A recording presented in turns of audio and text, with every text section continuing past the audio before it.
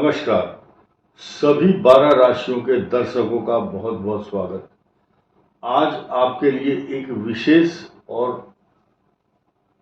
बड़ी इम्पोर्टेंट सूचना इस बात के लिए है कि रक्षाबंधन 9 अगस्त 2025 को शनिवार के दिन आयोजित किया जाएगा। उस दिन क्या है खास और क्या है विशेषता? वास्तव में हर वर्ष आप देखेंगे एक चर्चा का विषय बना रहता है कि रक्षाबंधन आज होगा, कल होगा। इस बार कुछ ईश्वरीय अनुकंपा ऐसी है कि 9 तारीख के अलावा 8 या 10 तारीख का ऐसा कोई चक्कर नहीं है इस बार कि जिसमें कोई शंका की जाए। सीधे सीधे साफ साफ रक्षाबंधन, श्रवण नक्षत्र और 9 अगस्त भद्रा एवं पंचक रहित। हर वर्ष हर साल इस प्रकार का झमेला, भद्रा आ जाएगी, रक्षाबंधन मनाए ना मनाए, इस बार ऐसी कोई शंका नहीं है। और सबसे बड़ी चीज क्या है, चंद्रमा मकर राशि में होंगे और ये 180 अंश का जो कॉम्बिनेशन सूर्य के साथ बना हुआ है, ये यूनिक है आपके लिए। सूर्य का भी आशीर्वाद और चंद्रमा का भी आशीर्वाद मिलेगा। ये भाई बहन का स्थान है। भाई और बहन का जो प्रेम है वो बिल्कुल सही है, क्योंकि पराक्रम भाव में मंगल है, राहु है और मंगल की दृष्टि है। कुछ छोटे मोटे व्यवधान के अलावा कोई बहुत बड़ा नुकसान होने वाला नहीं है। अब हम बात करते हैं इस बात की कि उस दिन पंचक नहीं है तो क्या अच्छी बात है। अधिकांश पंचकों में कुछ पर्व ऐसे हैं बिना पंचक के वो त्योहार हो ही नहीं सकते। विजयादशमी जब होगी तो पंचक आरंभ हो जाएंगे, रक्षाबंधन होगा, पंचक आरंभ हो जाएंगे। इस बार क्या है, रात्रि को 4:11 तक, यानी कि 9 तारीख की रात जब 12 बज जाएंगे, उसके बाद 10 तारीख की मॉर्निंग 4:11 पर पंचकों का आरंभ होगा। पंचक का आरंभ काल यानी कि धनिष्ठा नक्षत्र का द्वितीय चरण समाप्त होकर धनिष्ठा नक्षत्र का तीसरा चरण जब आरंभ होता है तब पंचक शुरू होते हैं। पंचक संज्ञक नक्षत्र जो हैं ये क्या करते हैं, क्यों डरते हैं लोग इनसे? इसमें नुकसान होता है तो 5 गुना, अगर लाभ होता है तो भी 5 गुना। अधिकांश इस अवसर पर ट्रैफिक की भीड़ बहुत होती है। तो ऐसी स्थिति में भाई और बहन के बीच में जो संवाद और प्रेम और ये पर्व मनाया जाता है, इसमें या तो बहन भाई के घर जाती है अगर विवाह हो गया है तो, जिनके विवाह नहीं हुए बहन भाई अपने घर में ही इस पर्व को आयोजित करते हैं। तो 5 गुनी हानि या 5 गुना लाभ होता है। अब दूसरी प्रसन्नता की बात, ये तो पंचक रहित। और एक नई चीज क्या है, भद्रा नहीं है। भद्रा जो है यमराज की बहन है, शनि की बहन है, पाताल लोक में होती है, कभी आकाश में होती है।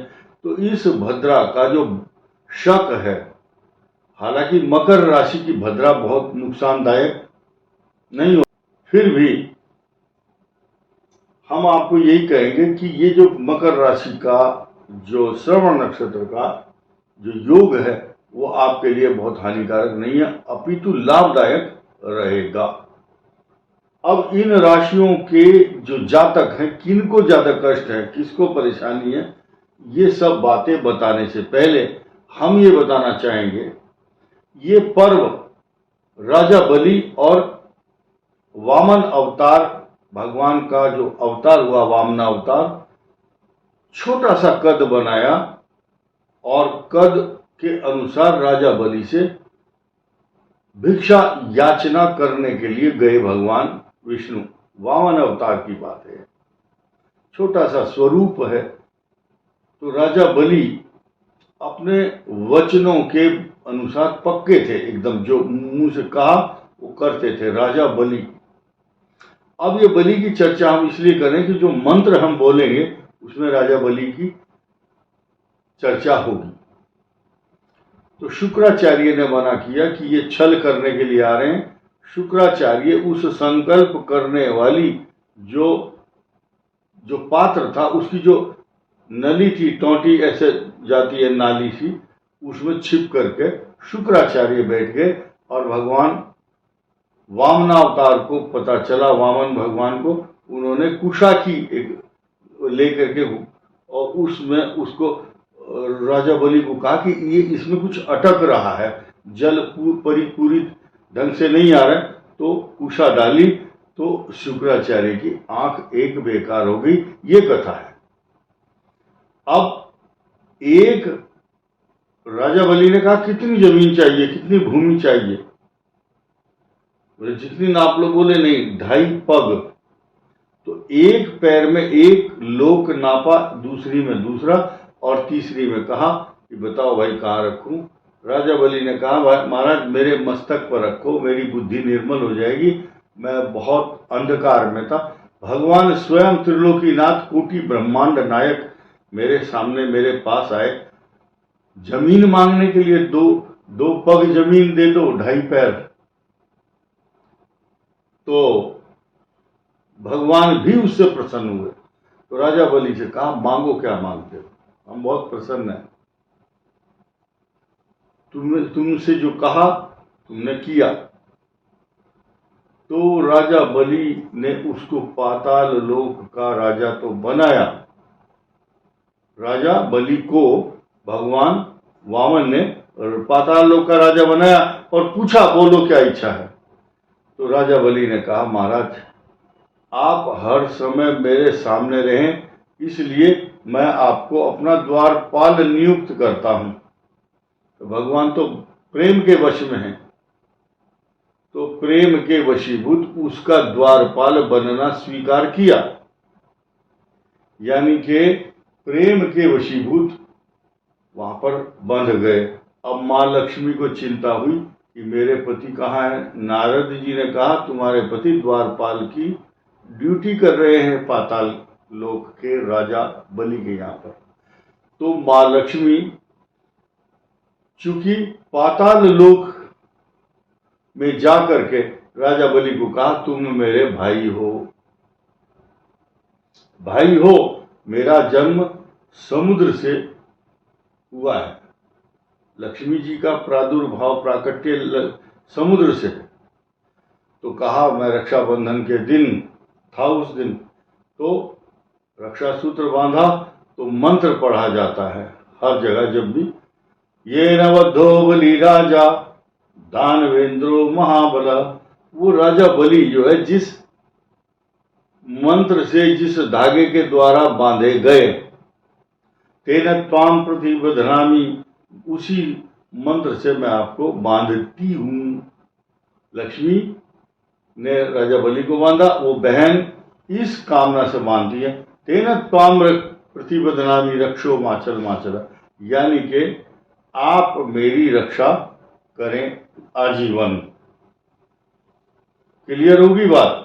ऐसा करने के बाद भाई जो है लक्ष्मी को, अपनी बहन को कुछ देता है संकल्प, रक्षा सूत्र बांधने के, उसके प्रतिदान, उसके बदले में। राजा बलि ने कहा बहन मैं क्या दूं?